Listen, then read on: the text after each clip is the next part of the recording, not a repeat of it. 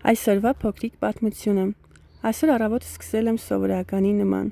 ապրանքները դասավորելով, պատրաստ վաճառքի։ Ամեն բույս, ամեն փաթեթ մի փոքրիկ պատմություն ունի իր մեջ,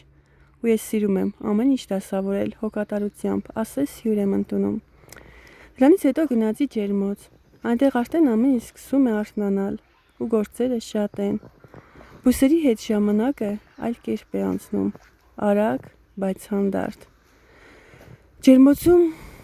շատ եմ սիրում ժամանակ անցկացնել։ Ջերմոցում կարծես գտնեմ իմ հանգստությունը։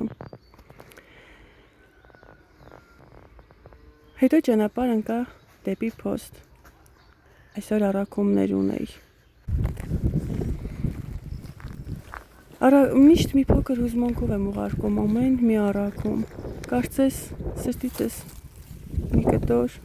ուղարկեմ։ Հետարցին որոշեցի կանգ առնել ու խատուտիկ հավաքել։ Դրանք ինձ մանկություն են հիշեցնում, արևի պես պարզ ու ուրախ։ Երբ տուն հասա, որոշեցի օրն ավարտել հողի հետ։